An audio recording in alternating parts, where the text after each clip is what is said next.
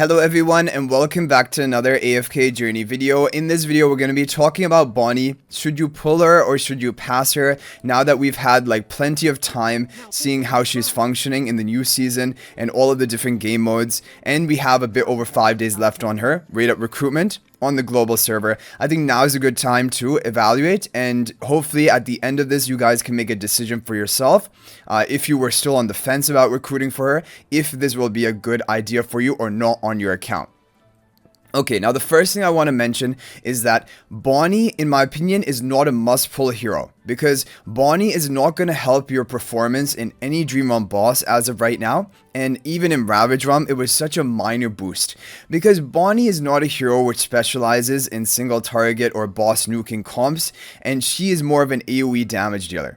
So that is the first thing to make clear, is that if you're limited on resources, or you want to save for future heroes, which might be even more important, like for Dream Run or for more game changing on your account, then you can totally do that. You're honestly, if you don't recruit for Bonnie, I don't think you're going to be missing out on that much. Whereas if we compare it to another hero like Sonya, for example, of this Waves of Intrigue season, if you didn't recruit from Sonya, you're going to be missing out on a lot more. Your Dream Run ranking is probably going to suffer a little bit, and even Ravage Run at the end of the season probably did suffer if the Sonya was not built. But that is basically my thing, and that is my reasoning behind which heroes are considered must-pull, and I would consider Sonya a must-pull status, but any hero which doesn't have Dream Run applications, I think I cannot consider them a must-pull, no matter how good they are in the other game modes, because I really think that PvE, that Dream Run, is really important to like progressing your account and continuously building up your account. Okay, but below that, there is another tier of heroes, which is not must pull, but is like really nice to have on your account. And that is where I believe that Bonnie lies, along with Tassi. I think Bonnie and Tassi were the two next best heroes that you could build on your account.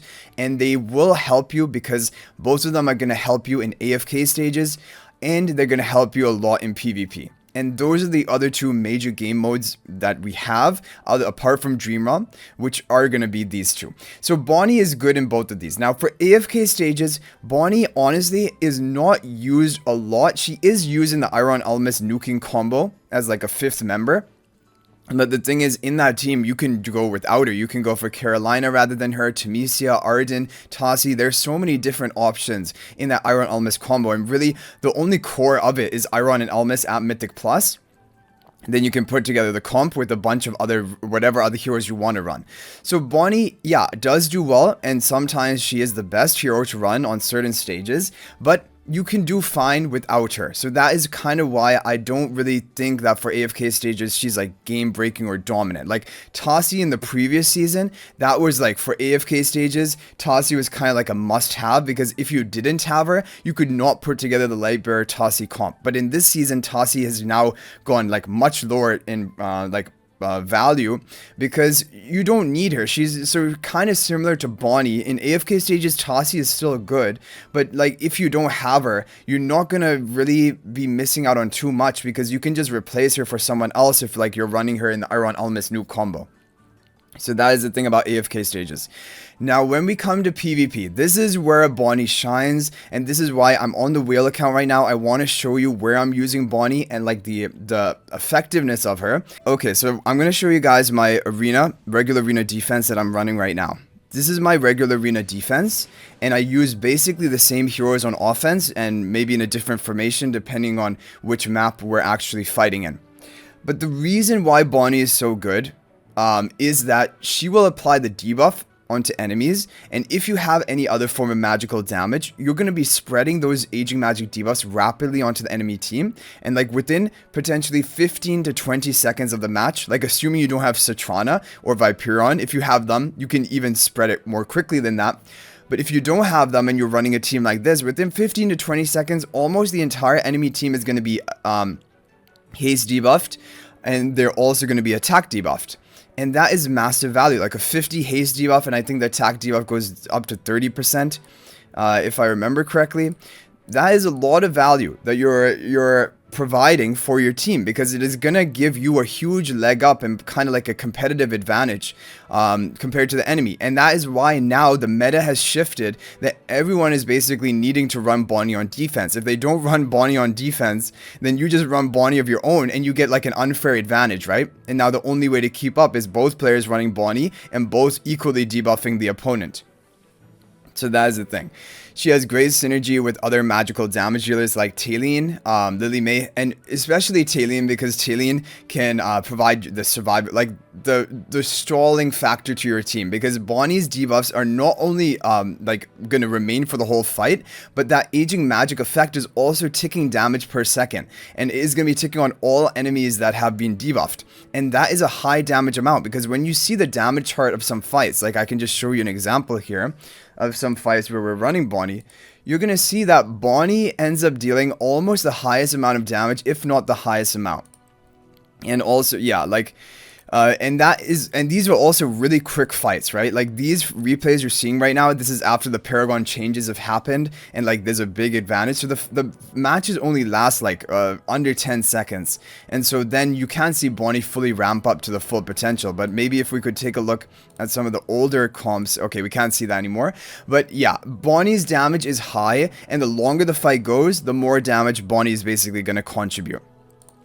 And that is the reason why she's good. But the debuffs, and that is the thing, like even if Bonnie dies, like even in the first 5 seconds, she's already applied aging magic, and that is her main value, because then the rest of your team can spread it, the damage per second will continue ticking, and the haste and attack debuff is going to remain on the enemies. And the only way to cleanse it is like, I don't know, maybe there's some form of dispel, but the major ways I've seen is Talene resurrecting herself, Damien respawning Toy Chariot. That is a way that you can cleanse it, but otherwise it is permanently going to be active onto those enemies. And like if there's a Tossie, if there's a Lily May, as long as you've hit them with it and you've stacked it to maximum, that debuff is going to remain even after Bonnie dies. And that is a crazy thing, right? That a hero can provide that. And that is why when I saw that, I was like, I think Bonnie is going to be a meta, and for a long-term meta hero.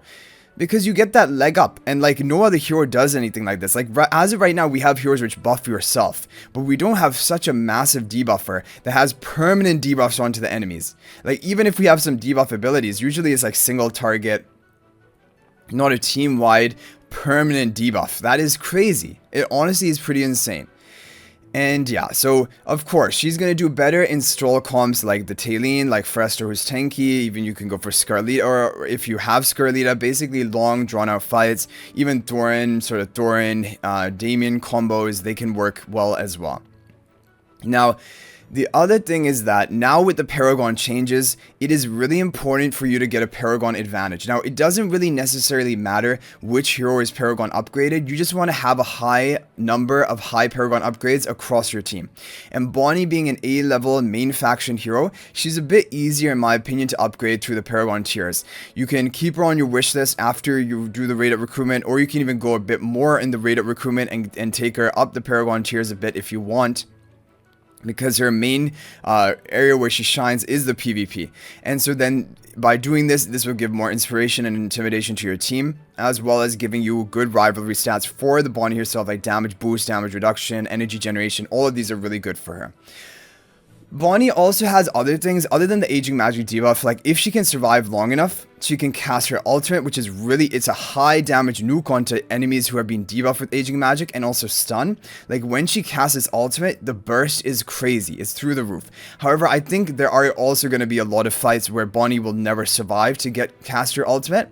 And also, I don't think heroes which rely on casting ultimate necessarily are going to be great heroes, because of the fact that the fight is usually determined in the first few seconds, or first 5 to 10 seconds before you can even cast ultimate. Like ultimate takes a while to even trigger. But yeah, this is just another advantage of her kit.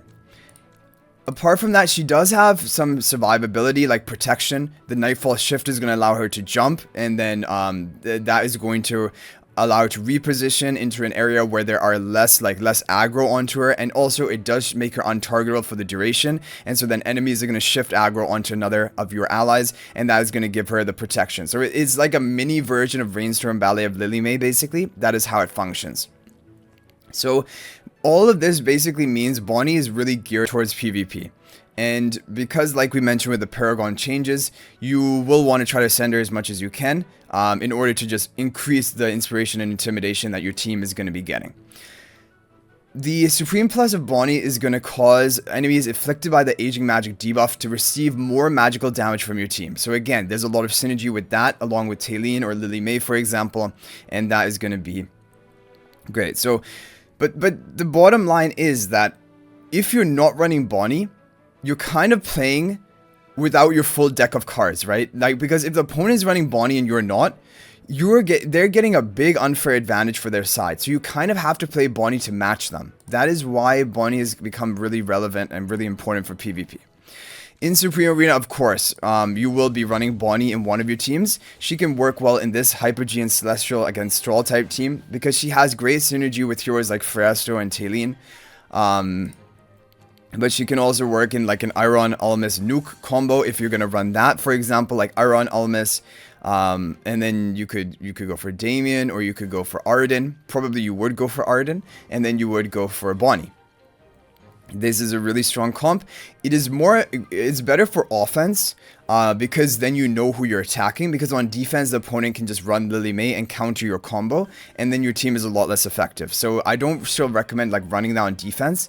But if you wanted to run Bonnie on defense, you can also run her with pretty much anything. You can run her with Maulers, you can run her even with the Wilders on like these back tiles, for example, with this bonus attack speed. She would really benefit from that.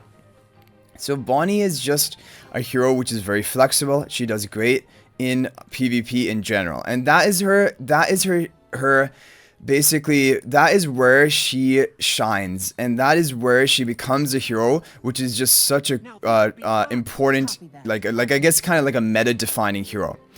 Like, for example, just to briefly compare, like, we'll obviously make a video about Lorsan later on, but Lorsan is a hero which does not shine nearly as much as Bonnie. He's kind of like very similar to Bonnie, only really used for AFK stages or PvP, but for both of them, he's kind of just not as good, because PvP, he does not have like this massive debuff value that Bonnie has. He doesn't have the damage per second ticking that Bonnie has.